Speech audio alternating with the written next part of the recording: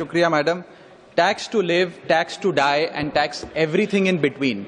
इस जीवन में दो ही चीजें निश्चित हैं। There are only two things that are certain, death यानी कि मृत्यु, और दूसरा है टैक्स। इस जहां से उस जहां तक जहां भी जाओगे, हर मोड़ पर हर जगह मुझे ही पाओगे, यानी कि टैक्स। मैडम, सपना था विश्व गुरु बनने का, बन गए हम टैक्स गुरु। और इतना टैक्स जो भारत की आबादी सरकार के खजाने में डालती है, उसके बदले सरकार जनता को देती क्या है, ये बहुत बड़ा सवाल है। कौन सी ऐसी हाई क्वालिटी सर्विस है जो फ्री ऑफ कॉस्ट जनता को दी जाती है? क्या हमें quality health care free of cost मिलता है? नहीं मिलता। क्या हमें वर्ल्ड क्लास एजुकेशन मिलती है? नहीं मिलती। क्या हमें फ्री वर्ल्ड क्लास ट्रांसपोर्टेशन मिलता है? नहीं मिलता। क्या हाई क्वालिटी रोड्स मिलती हैं? अगर अच्छी हैं तो टोल टैक्स भरना पड़ता है। क्या 24 घंटे 7 दिन बिजली आती है? नहीं आती। तो इतना सारा जो टैक्स सरकार इकट्ठा करती है, उसका करती क्या है? इसीलिए मैं कहना चाहता हूं दैट वी इन इंडिया पे taxes like in developed countries to get services like in sub-Saharan countries.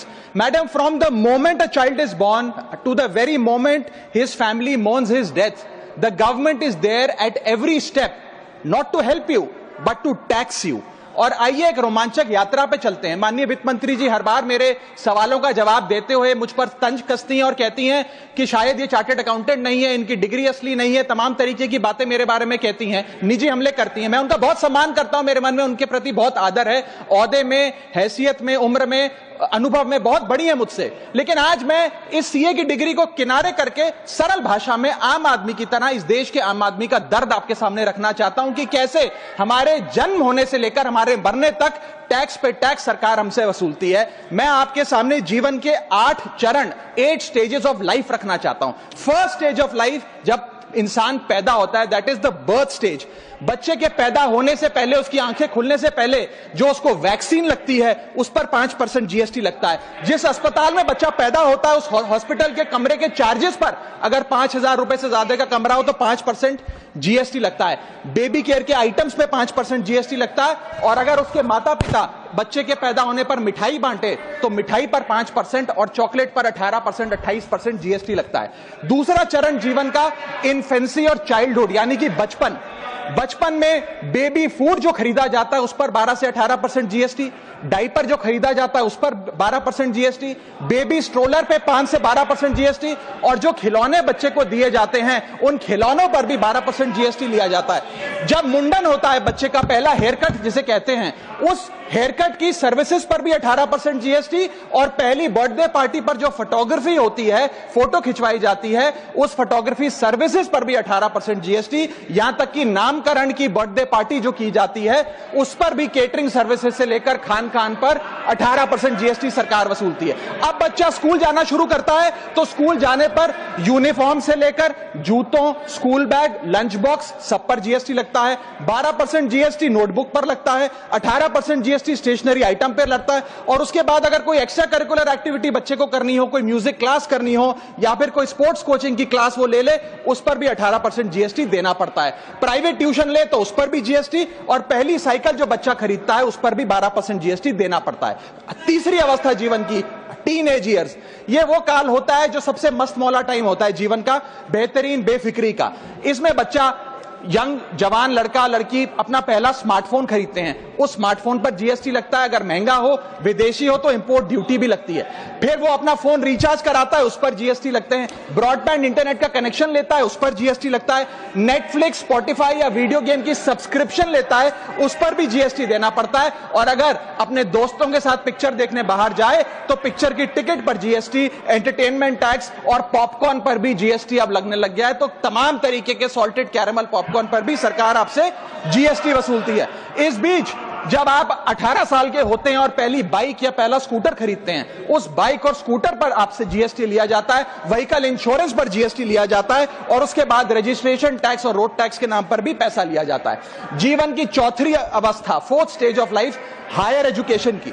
इस हायर एजुकेशन की अवस्था में आप यदि प्राइवेट कॉलेज में पढ़ रहे हैं तो प्राइवेट कॉलेज की ट्यूशन फी पर जीएसटी लगता है। हॉस्टल में रह रहे हैं या पीजी का रेंट भर रहे हैं तो उस पर जीएसटी लगता है। स्टूडेंट लोन की प्रोसेसिंग फी पर जीएसटी लगता है, किताबों से लेकर लैपटॉप तक जीएसटी लगता है। और अगर माता पिता संपन्न हैं और बच्चे को विदेश भेजते हैं पढ़ने के लिए तो फॉरेन रेमिटेंस पर टैक्स कलेक्टेड एट सोर्स सरकार लागू करती है। अब आते हैं पांचवी अवस्था पे, जब वो अपना करियर शुरू करता है। ये वो एज है जिसे मैं golden age of direct taxes कहूंगा। अब ये डायरेक्ट टैक्स के जंजाल में आदमी फंस जाता है इस उम्र में, जब उसकी पहली नौकरी लगती है। तो नौकरी में आमदनी अनुसार उसके स्लैब रेट के हिसाब से उस पर टीडीएस पहले काटा जाता है, मानो जेब काटी जा रही हो, और फिर इनकम टैक्स वसूला जाता है। जब पहली बार उसको पगार मिलती है, वेतन मिलता है, वो माता पिता या दोस्तों को बाहर खाने पे ले जाता है, पिक्चर दिखाने ले जाता है, उस खाने के बिल पर भी सरकार जीएसटी वसूलती है। और जैसे जैसे उसकी सैलरी बढ़ती है वैसे वैसे स्लैब अनुसार उससे इनकम टैक्स वसूला जाता है। इसके बाद आज वर्क फ्रॉम होम का कल्चर चल रहा है, तो वर्क फ्रॉम होम में इंटरनेट बिल्स हो, ब्रीफकेस हो, लैपटॉप हो, इन सारी चीजों की खरीद पर सरकार जीएसटी लेती है। और अगर आप ये पैसा निवेश करें, इस निवेश करने पर आप कोई भी फाइनेंशियल इंस्ट्रूमेंट खरीदें तो सिक्योरिटी ट्रांजैक्शन टैक्स के नाम पर, मैडम मेरा समय जा रहा है, कोई फाइनेंशियल इंस्ट्रूमेंट खरीदे तो फाइनेंशियल इंस्ट्रूमेंट की खरीद पर सिक्योरिटी ट्रांजैक्शन टैक्स, उसकी ब्रोकरेज पर जीएसटी और फाइनेंशियल एडवाइजरी पर जीएसटी। और जब आप ये फाइनेंशियल इंस्ट्रूमेंट बेचते हैं तो उसके मुनाफे पर सरकार आपसे कैपिटल गेन टैक्स वसूलती है। यहां तक कि हेल्थ इंश्योरेंस और लाइफ इंश्योरेंस प्रीमियम्स पर भी सरकार आपसे जीएसटी लेती है। इसी सरकार के मंत्री माननीय गडकरी जी भी सरकार से यही गुजारिश कर रहे हैं कि इंश्योरेंस प्रीमियम पे कम से कम जीएसटी हटा दिया जाए। इसके बाद इंसान अपने जीवन की छठी अवस्था में आता है, यानी कि मिडिल एज। इसमें उसकी आमदनी भी पीक पर होती है और उसका टैक्सेशन भी पीक पर होता है, अप्रेजल होता है, प्रमोशन होता है, बोनस मिलता है और हाई टैक्स स्लैब के चलते वो अपनी कमाई का एक अधिकांश हिस्सा इनकम टैक्स में सरकार को जमा कराता है। इस दौर में इंसान गाड़ी खरीदता है, घर बनाता है। जब गाड़ी खरीदता है तो जीएसटी देता है, रोड टैक्स भरता है, व्हीकल इंश्योरेंस पर जीएसटी भरता है। और जब गाड़ी लेकर शोरूम से निकलता है तो पेट्रोल डीजल पर वैट, सेस और एक्साइज ड्यूटी के नाम पर पैसा भरता है। जब सड़क पर गाड़ी चलाता है तो टोल टैक्स भरता है। फिर वो अपना घर भी खरीदता है, जमीन खरीदता है। जब जमीन खरीदता है तो स्टैंप ड्यूटी फीस सरकार को देता है। जब कंस्ट्रक्शन मटेरियल खरीदता है घर बनाने के लिए तो कंस्ट्रक्शन मटेरियल पे, चाहे वो सीमेंट हो, मार्बल हो, स्टील हो, उस पर जीएसटी देता है। उसके बाद जब कंस्ट्रक्शन सर्विसेज लेता है किसी बिल्डर से, ठेकेदार से, कॉन्ट्रैक्टर से, तो उस कंस्ट्रक्शन सेवाओं पर भी जीएसटी सरकार आपसे वसूलती है। और जब घर बन जाए तो एनुअल प्रॉपर्टी टैक्स और हाउस टैक्स के नाम पे आपसे पैसा लिया जाता है। और जब आपको पैसे की आवश्यकता पड़े और आप ये घर बेच दें तो कैपिटल गेन्स पर भी सरकार आपसे उस मुनाफे पे टैक्स वसूलती है। और इस बीच शादी तो रह ही गई, फिर इंसान शादी करता है, इस बीच तो बैंक्वेट हॉल बुक करता है, उस बैंक्वेट हॉल की बुकिंग पे टैक्स भरता है। शामियाना, खाना, केटरिंग सर्विसेज लेता है, उस पर जीएसटी भरता है। ज्वेलरी खरीदता है, उस पर जीएसटी भरता है। कपड़ा, शेरवानी सिलवाता है, कुर्ता पजामा, सूट पैंट, उस पर जीएसटी भरता है। यहां तक कि वेडिंग इन्विटेशन से लेकर, ब्राइडल मेकअप से लेकर, हनीमून के ट्रैवल तक हर चीज पर सरकार आपसे जीएसटी वसूलती है। सातवीं अवस्था सरकार जीवन की वो है रिटायरमेंट। इस फेज में इंसान चाहता है आरामदायक जीवन जिया जाए, जो जीवन में कमाया उस कमाई के सहारे उसकी इंटरेस्ट पर, पेंशन पर जिया जाए। लेकिन इस अवस्था में भी सरकार पेंशन और इंटरेस्ट इनकम पे आपसे टैक्स लेती है।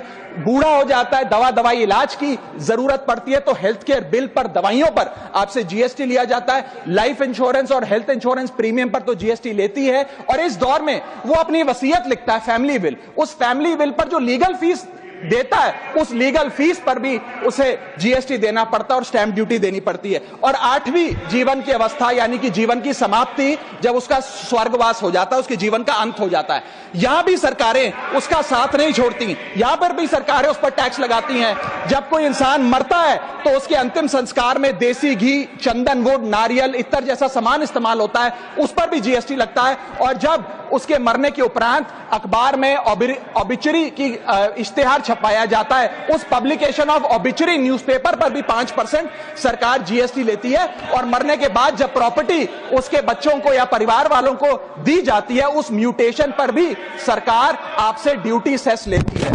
यह है life cycle of taxation model.